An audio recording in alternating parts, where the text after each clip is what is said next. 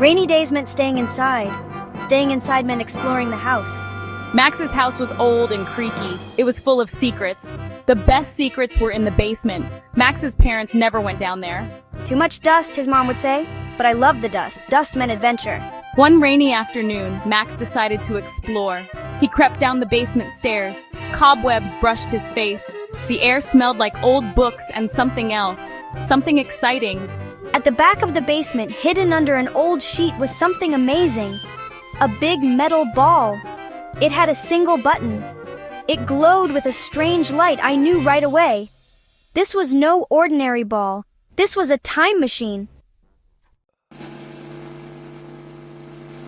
My heart pounded. Was I brave enough to press the button? What if it took me somewhere scary?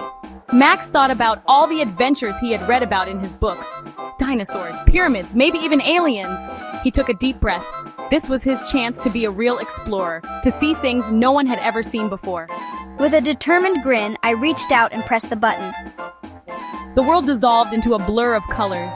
Max felt a funny feeling in his tummy, like riding a super fast roller coaster. The air grew hot and steamy. When the spinning stopped, Max opened his eyes wide. He was in a whole new world.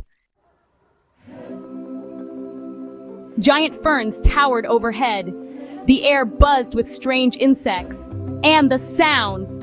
Roars, hisses, and screeches filled the air. Max had traveled to the time of the dinosaurs. I tiptoed through the ferns, my eyes wide with wonder. A long-necked dinosaur munched on leaves high in the trees. A group of smaller dinosaurs with sharp teeth ran past, chasing after a lizard. Then I saw it. A baby dinosaur, all alone. It was a Triceratops, with 3 horns on its head and a big bony frill. The baby Triceratops was stuck in the mud. It was scared and whimpering.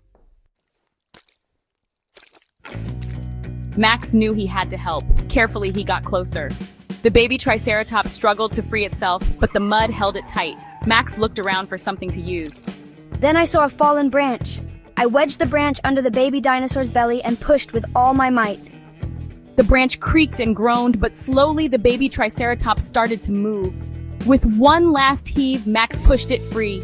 The baby Triceratops shook itself off and looked at Max with big, grateful eyes. It nudged Max's leg with its head as if to say thank you. I giggled. I had made a friend even if it was a dinosaur. I knew I couldn't stay in the age of dinosaurs forever. Waving goodbye to his Triceratops friend, Max hurried back to the time machine. He pressed the button, and in another dizzying spin, he landed in a new time and a new place. The sun beat down from a cloudless sky. Towering pyramids loomed in the distance. Wow, I'm in ancient Egypt. I've only read about pyramids in books. Now I'm seeing them with my own 2 eyes. He joined a crowd of people walking towards a bustling marketplace. Merchants called out their wares, selling spices, fabrics, and glittering jewels. Children played games, their laughter echoing through the marketplace. Max saw a group of children huddled together, whispering and looking worried. One little boy sat apart from the others, his shoulders slumped and his head down. Max, always curious, approached them. What's wrong? The children looked at him in surprise. They had never seen clothes or a haircut like his. One girl pointed to the boy sitting alone. He lost his lucky scarab beetle. His father will be very angry. Max knew he had to help.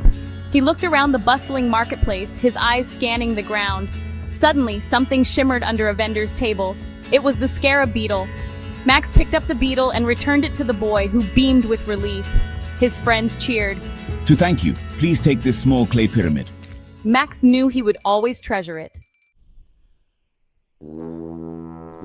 Max knew it was time to journey to one more place. He touched the time machine's button, and in a flash of light, he found himself in a dazzling city unlike anything he had ever seen. Buildings soared into the sky, connected by shimmering tubes. Strange vehicles zipped through the air, leaving trails of light. People zoomed around on hoverboards, their faces lit up by holographic displays. This was the future! Wow, this is incredible! Max joined a group of children who were playing a virtual reality game. They wore special gloves and helmets that allowed them to interact with a world made entirely of light. Want to try? A girl with bright pink hair asked Max. She introduced herself as Z. Max put on the gloves and helmet. Suddenly, he was soaring through a digital jungle. dodging glowing creatures and collecting virtual treasures. It was amazing! Let me show you around. Z showed Max around the city of the future.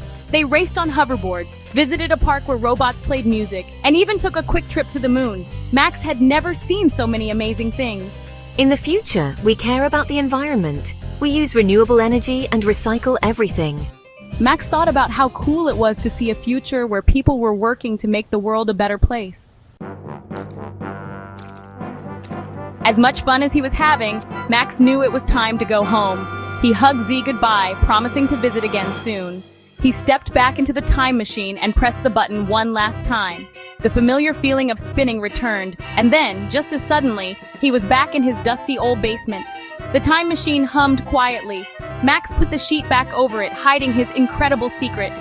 Max went back upstairs, his head full of amazing memories and his pockets full of souvenirs.